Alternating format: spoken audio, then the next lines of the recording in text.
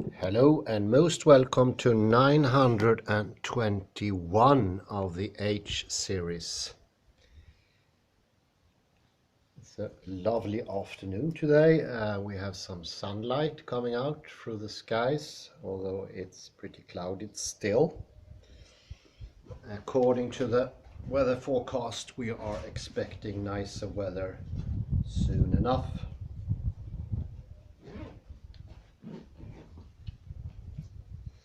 Today I will dwell a little bit more into fractality.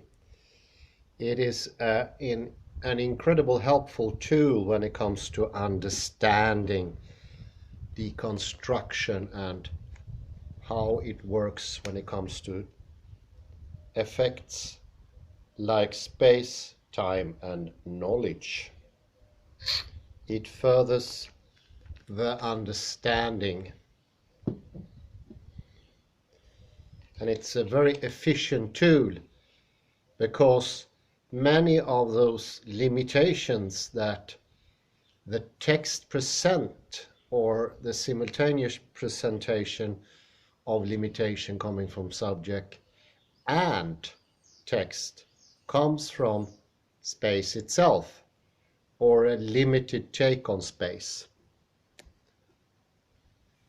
Physics do enter literary theory in a most decisive way. If it doesn't, it has very little to say, because all the force is in the ontological side of the matter. If you go into the ontic, literature, science and other things become very, very shallow, limited, and they will exhort the same incredibly small force that they have today. Of course, that is something equal in philosophy, especially in the Anglo-American philosophy that has almost zero influence. It doesn't affect science, it's after science and sort of copy science. I always remember each time we came into some business, the teacher or professor, when I studied philosophy, always asked, what does science say here? So that put the absolute limit, and that made actually the philosophical inquiry rather useless or meaningless. And we thought that for ourselves as well.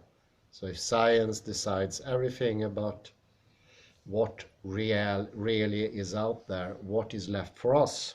And the professor had the audacity to answer, why, very little, what we have to make do with what is.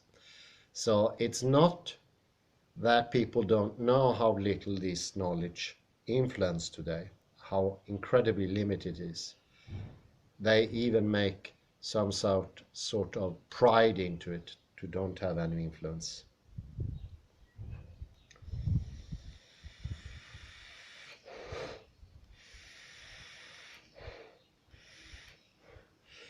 Only by reinviting the ontic mode can philosophy mean anything.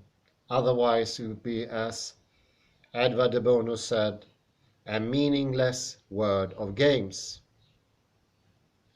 Meaningless word game, sorry. And that goes for all the other academic principles. There's no wonder this is only upheld by artificial sustenance, taxpayers' money, whereas the technological part of knowledge today gets founded by itself. It doesn't have any problem with funding. It gives back actually much more than it takes. That should not be the case. It's actually quite offensive. That would mean soul, spirit, and art, culture, all those things are completely redundant. It reminds me of the big proclaimer of rationality, Steve Pinker, who said music is a parasitic effect on language. What an uneducated thing to say. what a horrid, shallow way of perceiving the world. And he has the guts to defend rationality. He doesn't seem rational to any living person on this earth or any other earth, if we should take in whoever it in the calculation. Let's cut to the chase. Let's talk about projection in the terms of Bergson, also making some associations to what Edmund Husserl has taught us about what future is an act you do bodily. I mentioned earlier we can study that in slow motion when we turn the floor a couple of degrees forward. It becomes impossible to think about other things than the future. Those are the things that come up in guinea pigs, people that are investigated. If with the same people turn the floor in the other direction, backwards, they will start think about the past. We do futuring with our bodies. We do pasting with our bodies.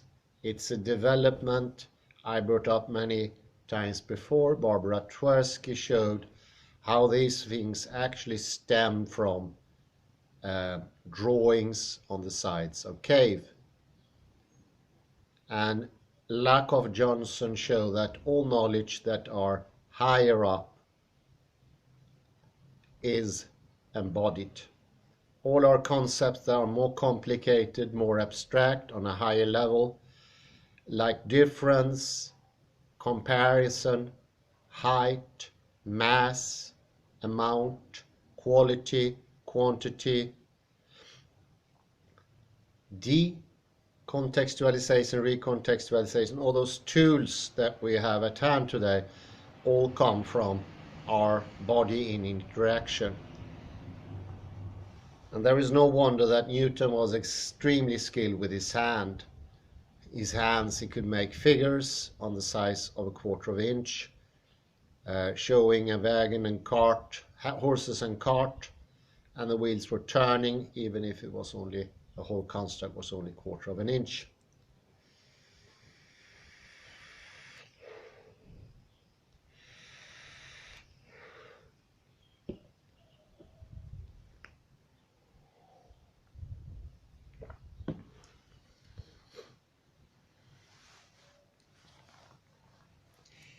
We do futuring. In front is very dependent on our direction up, and how much space we take in is affecting the balance. And that means how much up we can be.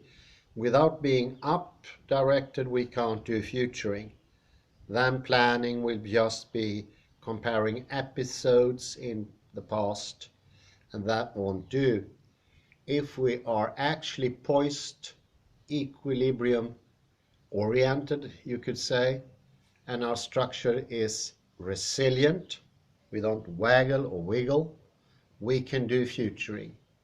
And it's both a skill that we inherited from our forefathers that has progressed during the years, but it is also a thing that we can develop ourselves even to greater skill. And for every day our balance becomes better. For every day we are unbalanced, it goes down the sloppy slope. So it's affected how we train it.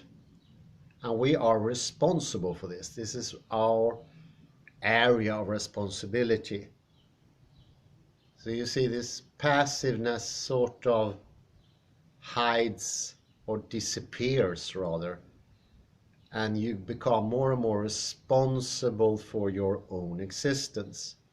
This very responsibility is entering reality once more, no longer being in the shadow of the cave, no longer being a bystander, which I think is quite a good term. Mentioned in 920 that the bishop herself had become a bystander to her own faith. And that is coming up more and more in academia, where the people reading the text are not participating in. and not taking them to their heart. And therefore, they don't understand them at any level. It becomes just concepts, not something lived.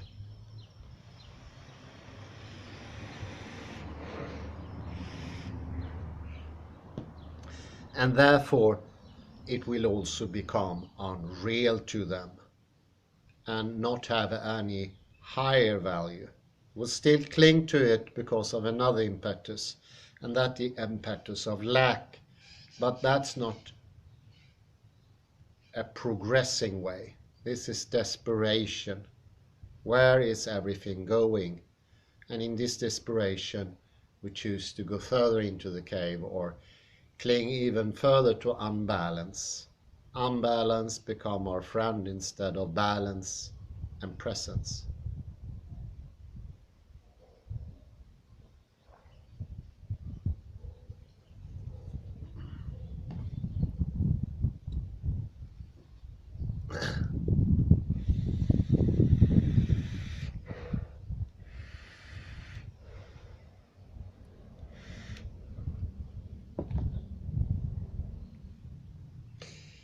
It is becoming obvious when you delve into Robert Tversky and also Lakoff Johnson that futuring has not always existed in humankind. It's a developed skill, and it has not only to do what time is outside, exogenous. It has an endogenous side to it, a property that is constantly under development. And if you think it's complicated, how could we be possible to be more and more skilled in time? Remember fractality. It shows that the complexion is infinite. So the possibilities are thereby also infinite. There cannot be any limitation because infinity itself is the driving force. That's the key prana of the whole development. That is also direction. And once I get into the surroundings here, I do presence more. We also mentioned earlier from the findings from robotics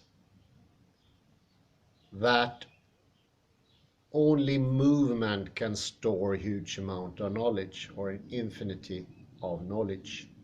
That's shown is in the robots, how they move about, how they learn without a CPU or a memory set.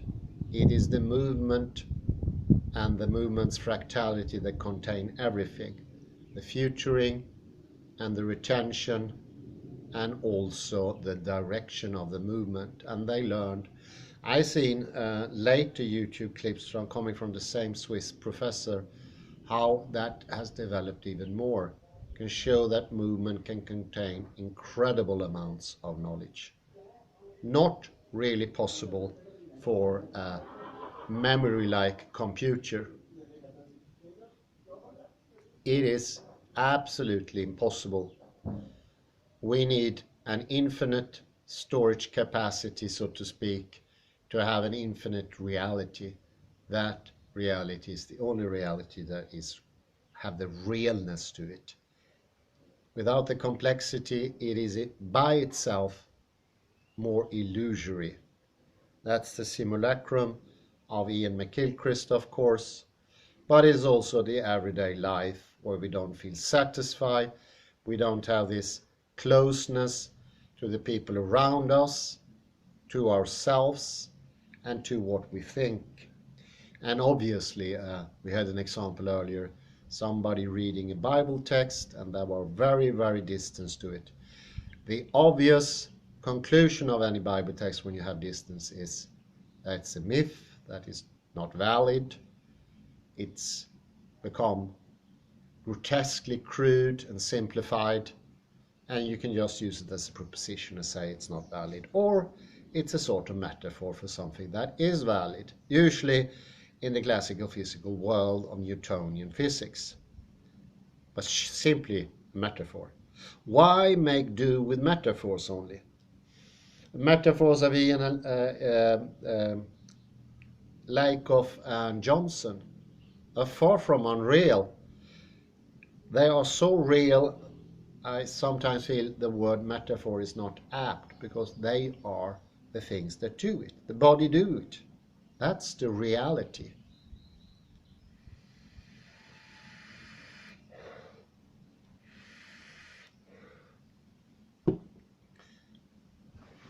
This is a little bit going into reality once more, making the real more vivid, not shying away from it, not distance you, and thereby making all claims of any deeper knowledge invalid, something you just say no to. And you proclaim the ego and the dominance of the ego, owning all knowledge, and say there is no knowledge, and shying away even more from the apeiron.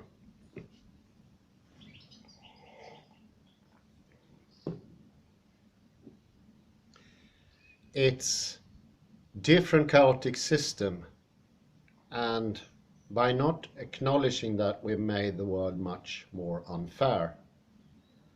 We don't help those people that need to come into more knowledge, so they get stuck in this lower, less satisfying chaotic system, can't get out of that strange attractor that sort of locks them to very simplified realities, where the polarities are crude, everything is black and white, and even if you, long before you even open the first page of the book, you decided what it's about, or in the very first pages, and thereby the book is being out of vision for you. You cannot get into it. There is no intimacy anymore.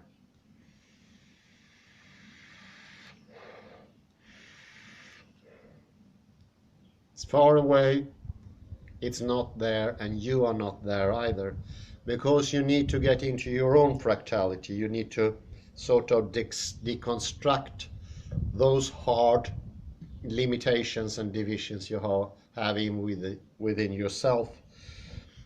And of course the ego is vengeance.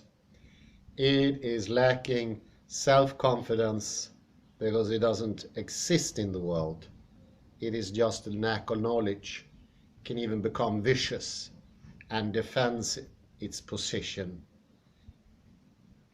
For every time we distance ourselves from the text, from what we fantasize about, and telling that sheer imagination is not of the world, which is probably the most handicapping thing you can do, because reality is what you project into it also.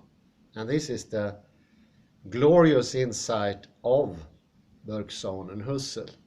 What you project into reality is what you get back. And if you don't project anything, you don't get any reality back. And then you will be living in a world with lack of awareness and reality. You will be living in a world of poverty. Doesn't matter if you have money in the bank or people around you say that you're equal, because from the system itself, its internal fractality, you won't be that. So what the French Revolution constructed is more inequality. And it's gone so far today that we deem people useless or of lower character. There is an obvious distaste for these lower characters today. The hierarchical system has taken place that was not present to that extent before French Revolution, Russian Revolution. All these turns had made the case worse. People have become more vengeful, more angry, and the more angry and lacking they become, the more they have to believe. The more they have to confirm this is the best of best worlds, the more they have to argue, demonstrate. You have to walk in a demonstration line and even say that we defend science, like it had to be defended. How ridiculous is not that?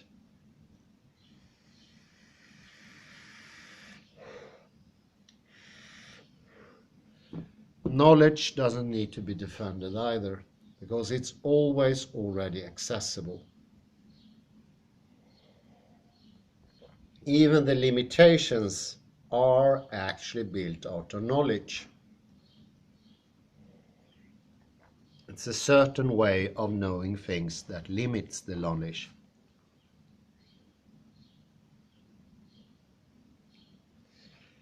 And here I'm going to put an example to give some more flesh to the bones here. Why is epistemology and similar things so important to the people of today? I'll say one of the reasons is that we lack true knowledge. We need to have this proof system for originality and sort of discard the copies. This is the lack of knowledge speaking. This is the true impetus of lack of knowledge or unknowing. That's the unknowing process in itself. And it demands its message, it demands its force. Epistemology is to try to track true experience. This is one of the reasons for these ideas about today, about you can see in media, fake news and true news. It's an epistemological system that we think can save us from untrue by first making a distinction between falsehood and truthfulness, and then saying falsehood is the lower one, and thereby creating a system where truth is absolutely dependent on what's false. And you have already made truth incredibly much weaker by doing that. You made it dependent, and falsity will always enforce its parasitic tendency, because truth in this case is dependent on what's false, less truth. So you become accustomed to regard truth as half false, and then the cup will always somehow be empty, no matter what you put into it. That goes for a not fulfilling experience, a lack in experience itself.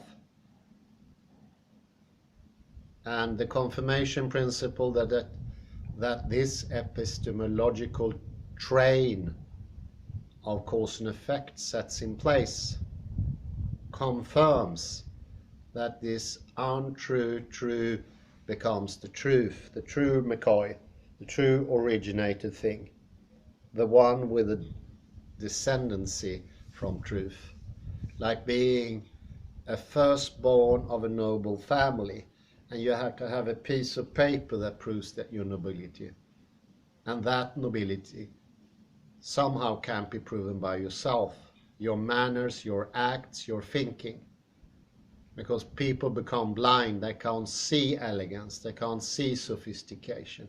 We are incredibly far from the Renaissance world of knowledge, when knowledge was heightened, something you actually strive for.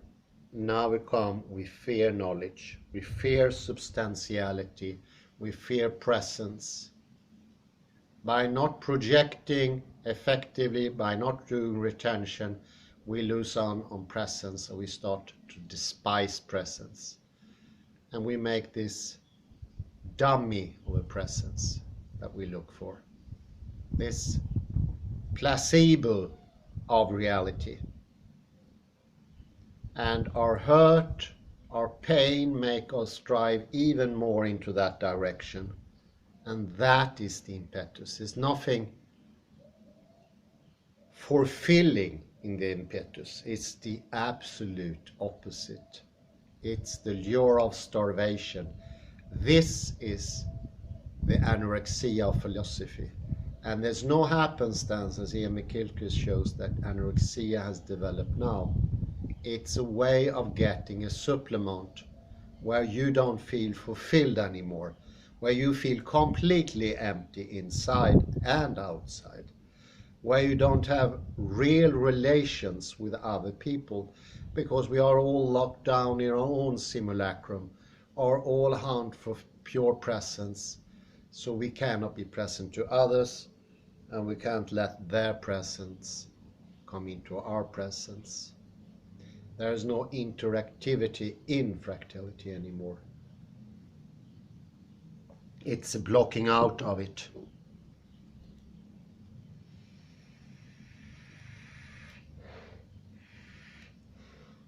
And of course, the ego becomes angrier and angrier, more and more starving, more and more ferocious in its willingness to do anything to get to the dummy of presence and existence.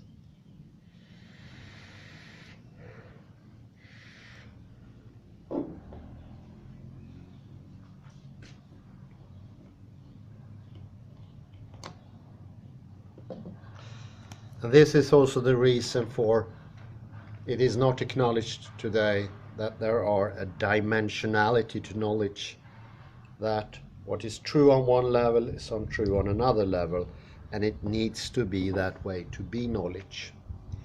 Now it's flattened out, one-dimensional, flat area where one truth, this factoid or this real news in contrast to fake news, is the only one, and it assumes its dictatorship with vehemence, with anger, and it demands to obliterate all chances of softness and openness and transparency. It gets viciously angry, because anger comes always from a lack. Anger is not a normal state. It became a normal state in the 19th century. It was not normality before. We did not suffer such a lack. Boredom is the pre-state of anger, is when you don't have anything. And the other shades of anger is melancholy, which becomes so clear already in the late 18th century. Read Shelley. I prefer, particularly like the little chimney sweep. The boy who steps in a chimney and he could die, and Shelley himself do not believe that God or the angels would take him to him. This is the anger of the metaphysics of presence. This is harsh. This is bitter. This is sarcastic against himself. He was an empty person, Shelley, through and through. Already his poesy hadn't been that affected still, but the emptiness is clearly visible. A bitterness that there being no purpose in life anymore, because existence itself do not pre-ontologically allow for any God. So God, free will, and a soul is shown out of the picture, and the more you try to establish that, the more false it becomes, more shallow, the more like a proposition of the carburetor I mentioned in the previous lecture.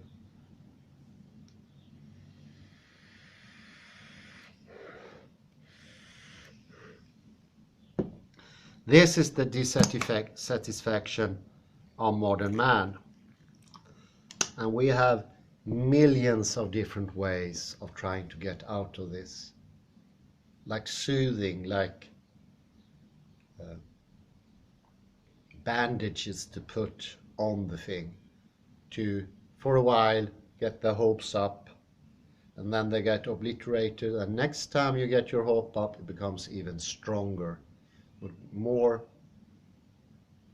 zealous, stronger, not shying away from anything. It becomes erratic, hysterical.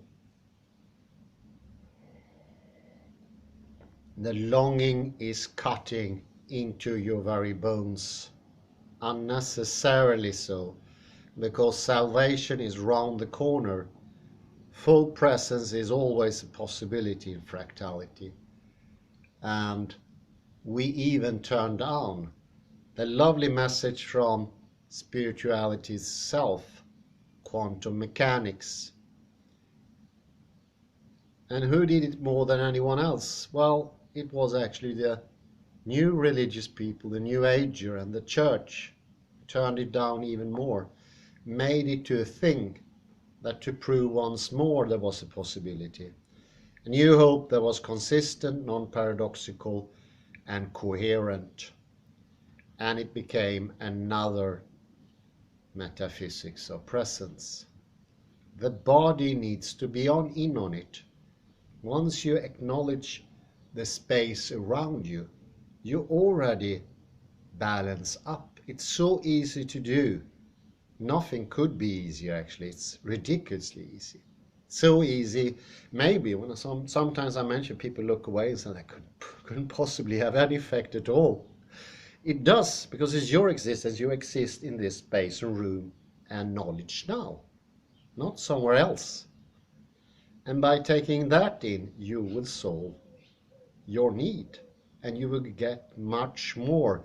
You will actually enter into the cornucopia of infiniteness.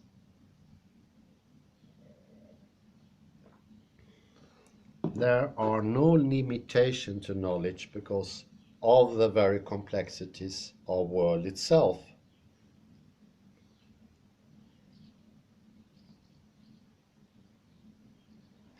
Do not take all these people striving. I think that is why atheism is so strong today, because people feel that by their heart that these other people's, New Ager, New Religious, whatever they are, their wishes are shallow, and they start their knowledge from there, second-hand knowledge, and they say, I don't like that, I'm going to oppose that. They feel this is intellectually dishonest, but for some mad reason they never go into the depth. Just because there is misunderstanding doesn't mean that the opposite of that misunderstanding is the truth. It could be something deeper. You can find an explanation for their need. It doesn't mean that there is no way out. And I think that is the very feeling that Nietzsche had in the late 19th century. He took the messages for the people who were still religious as being the real McCoy, and we can't start that. I think that was actually a mistake of Nietzsche.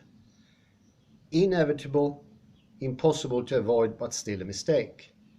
And that was shown by quantum mechanics. You can have both. You can have both the material world and the spiritual world. Actually, you need to have both because it's complementary. But our standard perception of reality always chooses only one side. This is the heritage, and that wasn't clear to Nietzsche. He started with experience, couldn't question experience. He could have questioned what people said, the proposition. He was very, very sharp with that, and their intentions for claiming God, soul, and free will, and morality, and science. He all sort of took each of these lusts away. In the gay science, you can see he attacks science as well. He showed it to be that it can never gain knowledge. Well, he's not actually deconstruction science itself. It's deconstruction people's wishes, putting more into science than it can give, especially in how science was constructed at that time. So it's a knowledge that Nietzsche had is still a limited knowledge. It's a limited take of reality, but it's still knowledge. So it's not bad. Just need to expand it to bring in a greater world and see the cause why science became so limited and how our experience can actually change. Our perception of reality, there is where we need to start. And by thinking of perception rather than the propositions, the concepts, we get to the real kernel of it. We get to the core. And there we can actually think, we can analyze, we can use our tools, and we can gain territory and become greater. Nietzsche would have had gone back to what was before. And he doesn't do that in Gay Science, Only to Human, Also sprach Zarathustra, or any other of his book. He was before his time. And this is a tragic beforeness, but it's also a helpful beforeness. Because we are after. And by opening our hearts to what quantum mechanics actually discovered from reality itself, this wondrous, fantastic trait of the world to be double, allowing for both polarity to exist at the very same time, and even more and so, saying they should be together, thereby making everything larger and bigger, and we ourselves become more present in our bodies.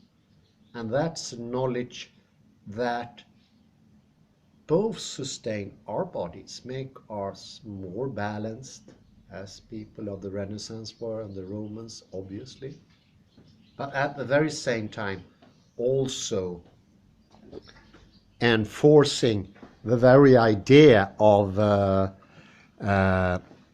wholeness. Taking in what things are not will make everything wholer, bigger, and more encompassing. And that is rather a fantastic thing to come into. That largens the prospects quite significantly. It makes everything so much more encompassing, and you go into fractality by acknowledging this. And you will notice there are gazillions of knowledge to access. You have everything to gain and more than that.